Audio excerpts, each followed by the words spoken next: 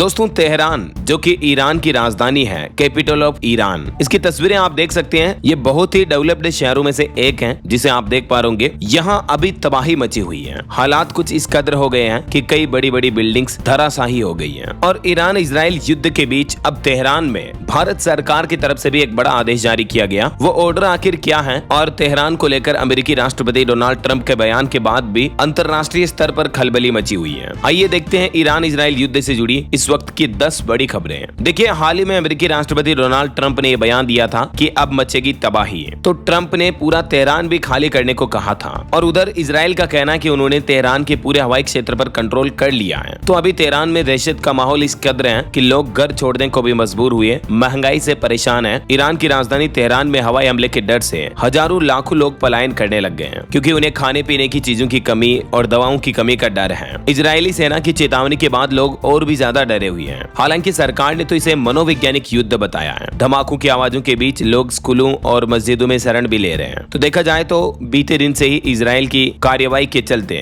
Iran के Tehran में तबाही मची हुई है। ऐसे में एक सबसे बड़ी खबर ये भी है कि क्या इजराइल ईरान संघर्ष का भारत की अर्थव्यवस्था पर भी असर पड़ेगा? क्या आम आदमी को इससे भी दिक्कत झेलनी पड़ सकती है? तो जी हाँ, कहीं न कहीं देखा जाए तो ये बिल्कुल सही भी है। न सिर्फ भारत बल्कि दुनिया भर की वैश्विक अर्थव्यवस्था पर इसका असर पड़ेगा। मैंने आपको आज सुबह कुछ रिपोर्ट्स बताई थी कि एक तो भारत में इजराइल जंग की वजह से बासमती चावल के दाम घट सकते हैं। इसके पीछे वजह यह कि भारत हर साल हजारों करोड़ के बासमती चावल ईरान को एक्सपोर्ट करता है। पिछले साल 2024-25 का ये डेटा है, 6374 करोड़ की वैल्यू का चावल ईरान को एक्सपोर्ट किया गया। लेकिन क्योंकि अभी ईरान इजराइल के जंग के हालातों की वजह से अगर ट्रांसपोर्टेशन नहीं मिल पाता है और ईरान तक ये एक्सपोर्ट नहीं पहुंचता है तो भारत में सप्लाई बढ़ जाएगी और जब डिमांड कम होगी, सप्लाई बढ़ेगी तो जाहिर सी बात है उसके प्राइस कम हो सकते हैं। तो कहीं ना कहीं इससे आम आदमी को भले ही महंगाई से थोड़ी राहत मिलेगी, लेकिन किसान भाई लोगों को भी उनकी चावल की फसलों का पूरा प्रॉपर दाम नहीं मिल पाएगा। इतना ही नहीं, एक लेटेस्ट रिपोर्ट में तो ये भी बताया गया है कि ईरान इजराइल युद्ध की वजह से वैश्विक व्यापार पर भी असर पड़ेगा। 50% तक बढ़ जाएगी माल ढुलाई की लागत। मतलब पूरे पश्चिमी एशिया में ईरान इजराइल युद्ध की वजह से वैश्विक व्यापार पर असर का खतरा मंडरा रहा है। वजह यह है कि ट्रांसपोर्टेशन पर असर पड़ेगा तो आसानी से चीजों का एक्सपोर्ट इंपोर्ट नहीं हो पाएगा, तो इससे दुनिया भर के देशों में महंगाई बढ़ेगी। समझ रहे हो? और अभी की तो ये कुछ तस्वीरें देखिए आप। इजरायली हमले के बीच तेहरान छोड़कर भाग रहे लोग, बॉर्डर की ओर भीषण जाम लगा हुआ है। ईरान सरकार ने अंडरग्राउंड मेट्रो स्टेशन भी खोल दिए हैं ताकि लोग बाग वहां शरण ले सकें। और डोनाल्ड ट्रंप के इस बयान के बाद काफी कंट्रोवर्सी भी पैदा हो रही है। उन्होंने कहा कि तेहरान को तुरंत खाली कर दो। इजराइल के हमलों के बीच ट्रंप का ईरानी नागरिकों को यह संदेश। तो कंट्रोवर्सी के बाद अमेरिका के व्हाइट हाउस ने ट्रंप के बयान का मतलब भी बताया और कहा कि डोनाल्ड ट्रंप का कहने का मतलब बिल्कुल ऐसा नहीं था कि ईरानी लोग अपनी राजधानी छोड़ करके चले जाएं, बल्कि व्हाइट हाउस का कहना है कि ट्रंप ऐसे समझा रहे हैं कि ईरान के पास परमाणु हथियार नहीं हो सकता है। ईरान को उस समझौते पर हस्ताक्षर करना चाहिए था जिस पर उन्होंने हस्ताक्षर करने के लिए कहा था। कुल मिलाकर बात वही है कि अमेरिका नहीं चाहता कि ईरान के पास परमाणु हथियार बने या परमाणु शक्ति संपन्न देश बने ईरान। समझ रहे हो? यही वजह है कि अमेरिका अभी इजराइल को ज्यादा उकसा रहा है और इस अहम मुद्दे को लेकर दोनों देशों के बीच जंग काफी ज्यादा बढ़ भी गई है। इजराइल ने तो ये भी बड़ा दावा किया कि तेहरान के समूचे आसमान पर अब हमारा कब्जा है और फिर से एयर स्ट्राइक शुरू कर दी है। ये दोनों देशों के मैप देखिए जरा आप पहले तो। इजराइल कितनी छोटी सी कंट्री है और ईरान काफी बड़ा देश है। बावजूद इसके इजराइल जो है ईरान पर लगातार भारी पड़ रहा है। ये मानचित्र में आप देख सकते हैं, इजराइल का एरिया बस सिर्फ इतना ही है। बाकी इन दोनों देशों के बीच का जो ये एरिया है ये भी ईरान बैक्ड टेरिटरीज है। इस पर इजराइल का कोई राइट्स नहीं है। इजराइल का मैप बस यही है। बाकी इधर सीरिया, इराक, जॉर्डन और सऊदी अरबिया ये कंट्रीज आ रही है। और ईरान काफी बड़ा देश है, लेकिन अभी हाल ही में आपको पता होगा जब परमाणु समझौते के मुद्दे पर युद्ध शुरू हुआ तो इजराइल ने एक ही दिन में ईरान के 4 एटमी ठिकाने तबाह कर दिए और 2 सैन्य अड्डे भी बर्बाद कर दिए। ईरान ने कई अपने महत्वपूर्ण पद पर कार्यरत लोगों की जान भी गंवाई इस हमलों में, जैसे ईरान के सेना प्रमुख, वहां के स्पेशल फोर्स चीफ और 2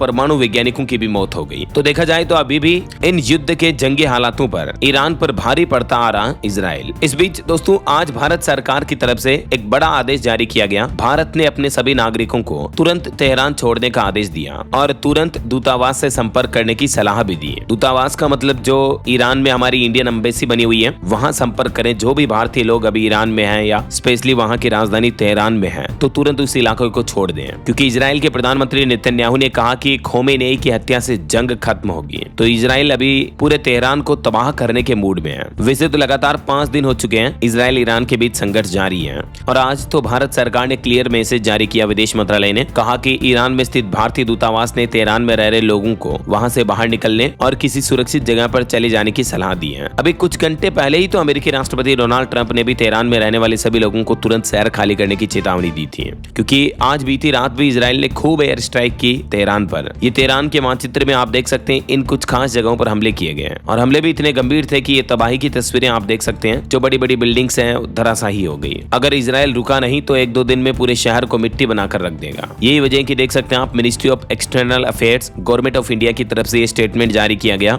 Indian student in Tehran have been moved out of the city for reason of safety through arrangements made by the embassy. हाल ही में आपको पता होगा अमेरिका के राष्ट्रपति डोनाल्ड ट्रंप ने ये खोखला वादा जरूर किया था कि ईरान और इजराइल के बीच समझौता होगा और वो भी मैं करवाऊंगा। उन्होंने एक बार फिर से ये भी कहा था कि जैसे भारत पाकिस्तान समेत कई देशों के बीच मैंने संघर्ष रुकवाया ना, लेकिन मुझे क्रेडिट नहीं मिला और इसी तरह से मैं ईरान इजराइल की जंग भी रुकवाऊंगा। जब ट्रंप के पास इतनी पावर है रुकवाने की तो आखिर 5 दिन हो गए, किसका इंतजार कर रहे हो फिर? क्यों लोगों की मौत तबाही का मंजर देख रहे हो? ये देखिए आप बीती एक रात पहले की तस्वीरें देख सकते हैं जब ईरान ने भी शनिवार देर रात इजराइल पर हवाई हमले किए। दोनों देशों की तरफ से जवाबी कार्रवाई जारी है और ये आसमान में नजारा इस तरह से दिख रहा मानो उल्का पिंड की बारिश हो रही हो। इतनी भयंकर एयर स्ट्राइक जो है दोनों देशों की तरफ से की जा रही है। तो इसका नतीजा क्या होगा? बिल्कुल तबाही। और अभी कुछ ही घंटे पहले तो इजराइल ने ईरान पर फिर से एयर स्ट्राइक की, जिसमें तेहरान में एक न्यूज चैनल की बिल्डिंग पर बम गिराए गए। ये सरकारी न्यूज चैनल की बिल्डिंग थी जिसमें लाइव शो कर रही एंकर भी बाल बाल बची। ये वीडियो भी सोशल मीडिया पर काफी वायरल हो रहा, आपने देखा भी होगा।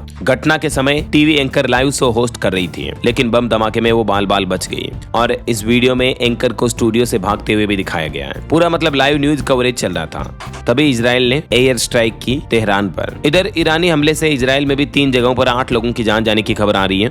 और अंतर्राष्ट्रीय न्यूज पर कुछ और अपडेट देखिए दोस्तों। अभी अमेरिकी राष्ट्रपति डोनाल्ड ट्रंप जो कनाडा में G7 समिट में हिस्सा लेने के लिए गए थे, तो G7 समिट छोड़कर अमेरिका के लिए रवाना हो चुके हैं। उन्होंने कहा कि मैं सीज फायर के लिए नहीं लौट रहा, बात उससे भी कहीं बड़ी है। हालांकि G7 सभी देशों के समूह ने इजराइल को समर्थन दिया इस मुद्दे पर, जो इजराइल ईरान के बीच जंग चल रही है। तो कनाडा के अल्बर्टा राज्य के केनानास्किस में जो G7 समिट चल रहा, उसमें भी इजराइल ईरान के तनाव का असर साफ साफ दिख रहा है। वैसे समिट के पहले दिन G7 देशों ने इजराइल का समर्थन किया, लेकिन अमेरिका के राष्ट्रपति डोनाल्ड ट्रंप जो है समिट को बीच में ही छोड़कर अमेरिका के लिए रवाना हो गए। व्हाइट हाउस ने बताया कि मिडिल ईस्ट में जो तनाव चल रहा, इस वजह से ट्रंप ने यह फैसला लिया। और ट्रंप भी बोले कि मैं सीज फायर के लिए वाशिंगटन नहीं लौट रहा हूं, बल्कि बात इससे भी बड़ी है। इससे पहले ही ट्रंप ने सोशल मीडिया पर कुछ ही देर पहले लिखा था कि ईरान को परमाणु समझौते पर हस्ताक्षर कर देने चाहिए थे, क्योंकि ईरान न्यूक्लियर हथियार नहीं रख सकता। मैंने ये बार बार कहा है और सभी को तुरंत तेहरान खाली कर देना चाहिए। तो G7 समिट का पहला दिन 3 वजहों से ट्रंप चर्चा में रहे। इजराइल ईरान विवाद, कनाडा के फ्लैग वाली पिन और रूस के एग्जिट पर। ये 3 प्रमुख वजह रही है। वैसे आपकी जानकारी के लिए बता दूं, हमारे देश के प्रधानमंत्री नरेंद्र मोदी भी आज इस G7 समिट में हिस्सा लेने के लिए यहाँ कनाडा पहुंच चुके हैं और आज के दूसरे दिन की होने वाली मीटिंग में वो भी शामिल रहेंगे। इस G7 समिट के कुछ टॉप मोमेंट्स देखिए आप। ट्रंप के डील के पन्ने गिरे तो ब्रिटिश पीएम ने उठा करके दिए उन्हें वापस, और अमेरिकी राष्ट्रपति कनाडा का फ्लैग अपने कोट पर लगाकर पहुंचे तो मेलोनी तो पूरी तरह से शॉक्ड हो गई कि राष्ट्रपति को, मतलब यूएस प्रेसिडेंट को कनाडा के प्रति इतना प्यार कब से उमड़ने लगा। तो ये आज कुछ इंटरनेशनल लेवल पर टॉप मोमेंट्स देखने को मिले। हालांकि